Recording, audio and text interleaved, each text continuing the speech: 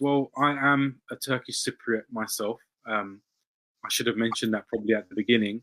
My father was born in Cyprus, and my mother is Turkish Cypriot, but she was born in Tottenham, not far from where I'm running, just down the road. So I do kind of embody a typical British-born Turkish Cypriot, and we've been here around 75 years. I mean, my grandmother moved here, I think, in the late 50s or early 60s. So me as a family from my mum's side, we've been here for a long time.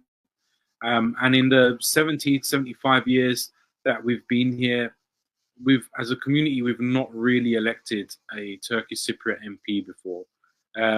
Not to take away from, there was one person who I can't remember his name now. I think his name was Hikmet or Fikret or something like that. He was half English, half Turkish Cypriot, but we've never really had a Turkish Cypriot who's going to stand up for Turkish Cypriot rights, who's going to stand up for Turkish Cypriot beliefs, and voice our concerns, especially regarding, for example, the lack of availability of direct flights to North Cyprus. That's something that affects around 300,000 Turkish Cypriots in the UK who are struggling, just to travel to their home country and visit their family members because of the lack of direct flights. We want to also tackle, or I want to tackle, the embargoes that have been placed on Turkish Cypriots as well, the international isolation that they're under. Now, a lot of people will question me about this, because it has been highly politicized, but I personally don't see this as a political issue. I see this as a human rights issue. Now, obviously, the Turkish Republic of Northern Cyprus is currently not a recognized country. It's only recognized by Turkey. So a lot of people will say, well, embargoes and the lack of direct flights is a consequence of the TRNC not being a recognized state. But there are many examples in the world where we have a state that is not recognized, or even a place that isn't necessarily a state. Now, we've got this obsession about nation states. Not every country in the world is a nation state. Not every country in the world is a member of the United Nations. You've got, even around Britain, for example, you've got like kind of crown colonies and dependencies, such as the Isle of Man, Jersey, Guernsey. These themselves are not nation states, yet they have direct flights. Gibraltar is not really a nation state. It has direct flights. So why can't the TRNC have direct flights? I mean, ultimately, the UK will look at Cyprus and they won't see the TRNC. They'll see Cyprus as an island, just one island, right?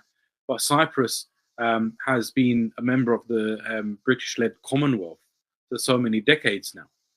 Surely Britain has some kind of responsibility to ensure that there are direct flights going to all parts of the island, regardless of whether it's in the north or south. And Britain as well is party to the 1960 Treaty of Guarantee. Britain, along with Turkey and Greece, are still guarantors of security and peace on the island of Cyprus.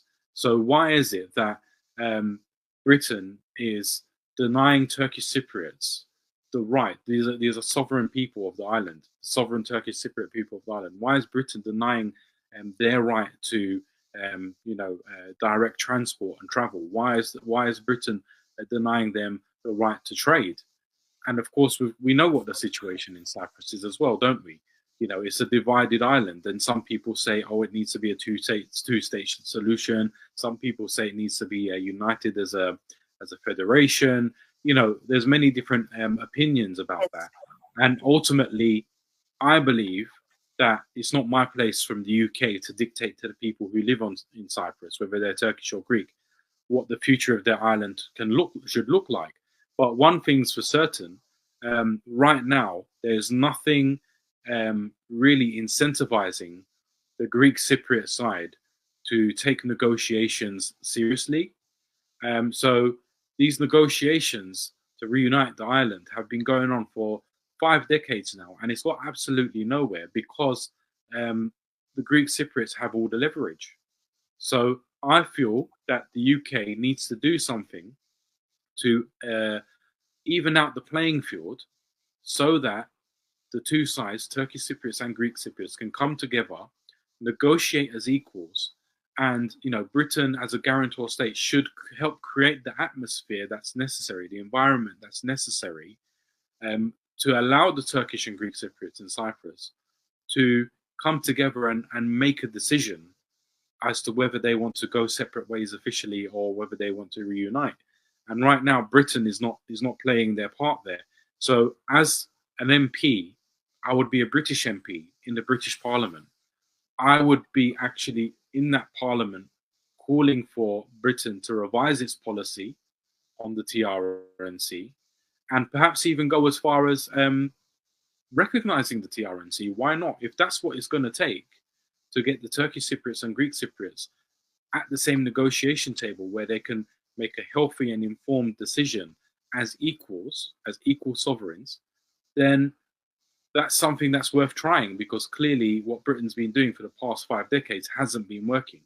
And if Britain was to unlock that door, it will also unlock the door for many other countries around the world to do the same and to support the Turkish Cypriots to be recognized as equal sovereigns on the island. So that's definitely something I would be fighting for as an MP, as a Turkish Cypriot myself.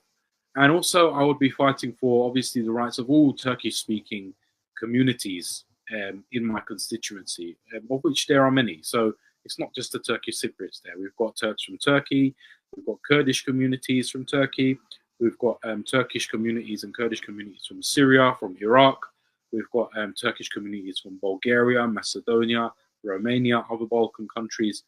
We are, as a people, Turkish-speaking people, we are underrepresented in all areas in this country.